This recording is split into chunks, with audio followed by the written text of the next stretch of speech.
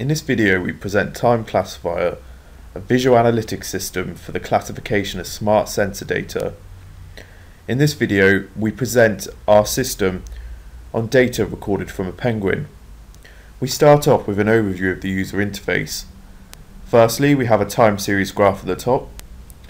The user can select attributes to visualize in this view. The whole time series is shown. We can stack multiple attributes on top of each other with a separate graph for each. We can zoom in on the plot to show it in more detail and scroll across time. This is the traditional way biologists analyze their data. In the bottom left we have a search widget for searching for behaviours, and in the bottom right we have a classification widget which stores each behaviour group in a tabulated view. We can add a new behaviour to classify by clicking on the Add button. In this video we're going to be labelling ascent, descent, swimming and burst swim behaviours.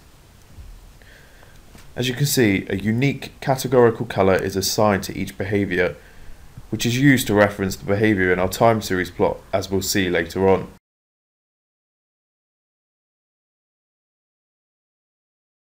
We expose a manual labelling option in our system for the user to perform manual classification. The user firstly identifies a signal for a behaviour to classify. In this particular data we can see this subsection here corresponds to ascent. We apply rubber band brushing across the series and then cut the graph accordingly. Two vertical lines appear. These represent the start and end boundaries of a behaviour. We can double click on this region and drag and drop it into the appropriate classification tab, in this case ascent. Once we've dropped it into this view, we can see the segment then becomes red, which corresponds to the behaviour colour, and we now have the instance shown in our classification tab under the ascent. We now further add a descent behaviour. We cut the graph, navigate to ascent, double click and drag and drop into descent.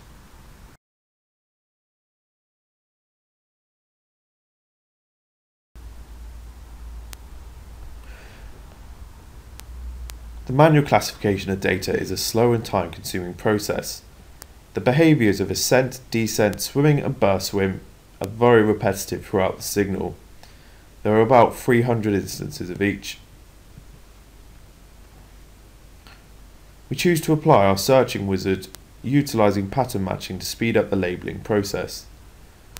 The user can right-click on an instance to save a template in our database, or they can choose to search for it throughout the system.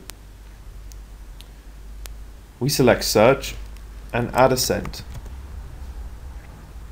We select not to resample the signal in this case and perform matching on the X, Y and Z components of acceleration.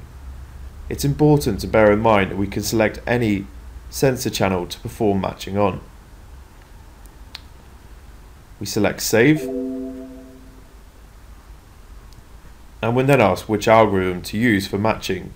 In this case we use normalized correlation. The system goes away and performs the pattern matching on the signal. The results are returned almost instantly. Our template matching wizard is shown. Here the user is guided through refining a threshold value to verify, accept and reject matches. The user interactively modifies a threshold which has a direct impact on the signals extracted. The similarity value represents the percentage of how similar the pattern is to the template. 0 extract all matches, while 100% includes only an exact match. On the right hand view, we visualise all of the matches extracted overlaid on top of each other through the attributes of the template. The original template signal is overlaid in red. On the left hand view we have visualizations of where matches occur throughout the series. These are all aligned with an original plot of the time series. Firstly, we have a heat map. Here, yellow indicates low matches, whereas blue indicates areas of high matches. We then visualize all of the extracted matches and the distribution of matches via a histogram. As we lower the threshold, more matches are introduced. We keep lowering the threshold until we find a suitable value.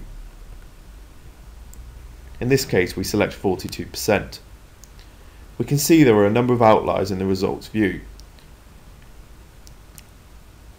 We can use rubber band brushing to select lines to remove from each plot, as so.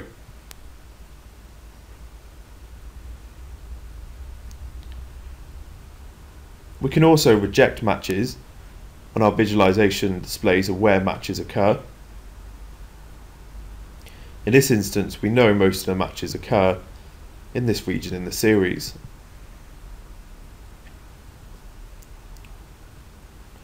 Once we are satisfied with the results extracted, we click Finish. The results are extracted into the results view in the bottom left. The extracted results are added to the results view in the bottom left. This features two further views. Firstly, a sparkline table view, where all results are shown in a tabular format, with each row corresponding to an extracted instance.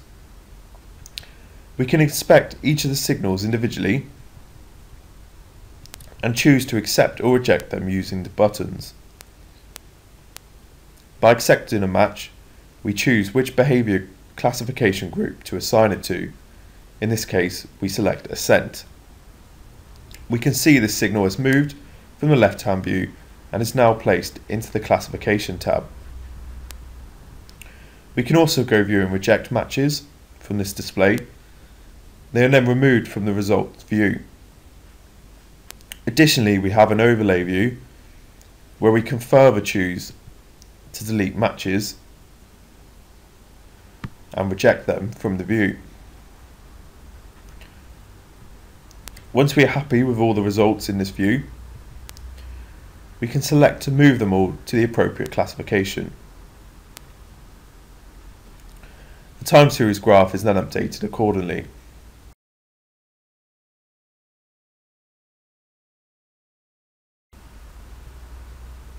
We now inspect the time series to see how well the classification performed.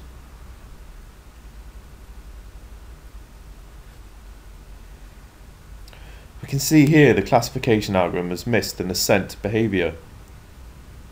We can see the signal shape is a bit different to that of the other templates. We therefore choose to manually label this section. We can see otherwise the classification algorithm did fairly well. Otherwise, we would consider creating another template from this signal to perform matching on. We continue repeating this process of either manually labeling or searching by applying more templates until we are happy with the classification results and we've achieved the precision and recall rates we require.